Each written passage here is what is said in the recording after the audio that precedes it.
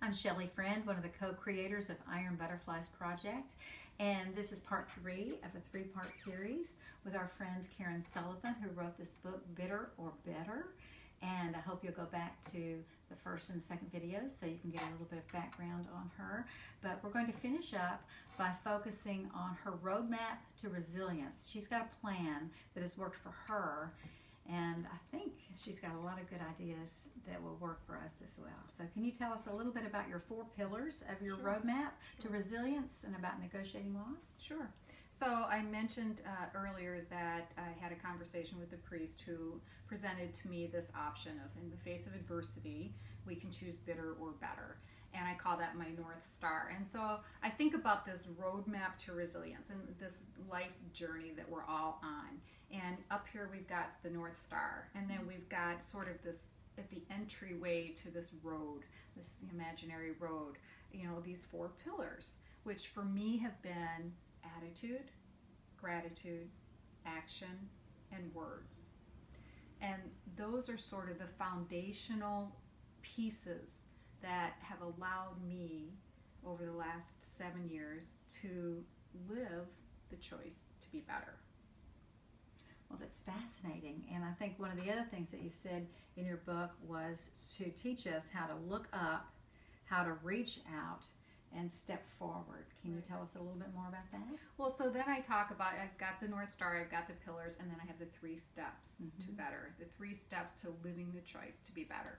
For me, and they may not be the same for everyone, but I think the first is universal. It's look up. So you think about today's world where we're all so consumed by our technology. And there's a story in the book about my friend Sheila who had an experience where she says, if I was looking at my phone, I never would have met a man who happened to be a priest who became, very important to her and her entire family.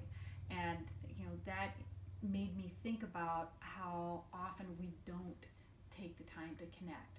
But I truly believe that to navigate life's challenges, whether it's addiction, whether it's Alzheimer's, whether it's autism, whether it's the death, whatever it might be, we do better when we do it with someone. There is strength in solidarity, but you have to be present, you have to be engaged in order to have that connection with people. And it doesn't really matter what the issue is, but the connection is what you're finding is the most helpful. Right. So the first step is to look up. The second step is to reach out. For me, this has been really significant, and I talk about how as a writer of a blog and a columnist for the St. Paul Pioneer Press, I've had a platform from which I can reach out to all sorts of interesting people and say, I think you have a really interesting story, and would you be willing to share it with me and my readers? And universally people say yes. Anyone who's in a public position, who has a nonprofit, whatever, is looking for that kind of exposure. And so I have made connections with really amazing people, whether it's a woman in western Wisconsin who came up with a plan to help Sandy Hook victims after the hurricane years ago, or people who started the Starkey Hearing Foundation, who have become friends of mine. Reaching out to them has enriched my life in more ways than I could possibly recount. And then the third way is the stepping forward. Because I write about a lot of nonprofits, I've really become a champion for charity. And I try to do something every month for someone else, whether it's going and donating blood. I like to pay it forward because blood donors were very involved in saving my daughter's life, or going on a mission trip. And I recognize that not everyone wants to be a blood donor, and not everyone can go on a mission trip.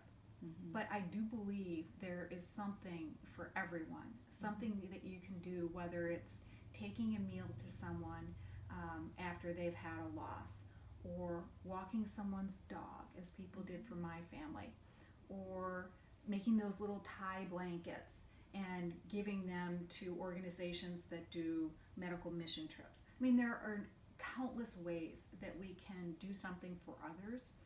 And I've personally experienced the power of doing for others it takes your mind and it takes your heart off of your own woes. And so regardless of one's situation in life, whether you're, you know, a single mom who is, you know, trying to support your children, or, you know, whether you're a wealthy philanthropist, we all have ways that we can step forward and help others. So thank you so much. I appreciate you spending your time and your afternoon with us. It's called Bitter or Better. It's Caryn M. Sullivan, CarynM Sullivan.com is her website. And we'll have links to her other resources, her blog, at the bottom of her story that she's writing for Iron Butterflies. Thank you so much for being part of the Iron Butterflies Project and being a very powerful Iron Butterfly for all of us. So hug each other and fly forward together.